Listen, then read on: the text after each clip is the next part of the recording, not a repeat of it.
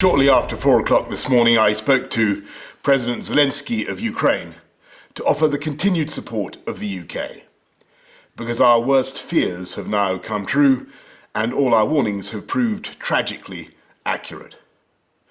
President Putin of Russia has unleashed war in our European continent. He's attacked a friendly country without any provocation and without any credible excuse. Innumerable missiles and bombs have been raining down on an entirely innocent population. A vast invasion is underway, by land, by sea, and by air. And this is not in the infamous phrase, some faraway country of which we know little. We have Ukrainian friends in this country, neighbours, co-workers. Ukraine is a country that for decades has enjoyed freedom and democracy and the right to choose its own destiny. We and the world cannot allow that freedom just to be snuffed out. We cannot and will not just look away. It's because we've been so alarmed in recent months at Russian intimidation that the UK became one of the first countries in Europe to send defensive weaponry to help the Ukrainians. Other allies have now done the same, and we will do what more we can in the days ahead.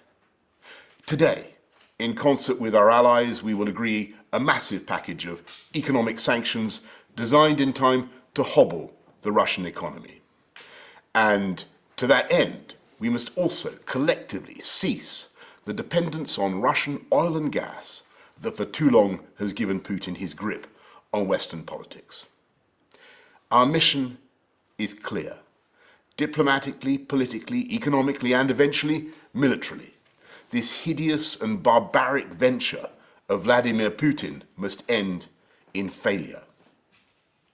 And so I say to the people of Russia, whose president has just authorized a tidal wave of violence against a fellow Slavic people, the parents of Russian soldiers who will lose their lives, I cannot believe this is being done in your name, or that you really want the pariah status it will bring to the Putin regime.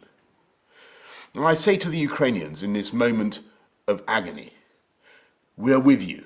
We're praying for you and your families, and we are on your side. And if the months ahead are grim and the flame of freedom burns low, I know that it will blaze bright again in Ukraine, because for all his bombs and tanks and missiles, I don't believe that the Russian dictator will ever subdue the national feeling of the Ukrainians and their passionate belief that their country should be free. I say to the British people and all who have heard the threats from Putin against those who stand with Ukraine, we will of course do everything to keep our country safe. We're joined in our outrage by friends and allies around the world. We will work with them for however long it takes to ensure that the sovereignty and independence of Ukraine is restored.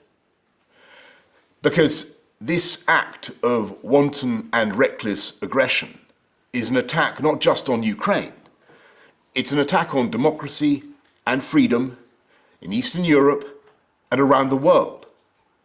This crisis is about the right of a free, sovereign, independent European people to choose their own future.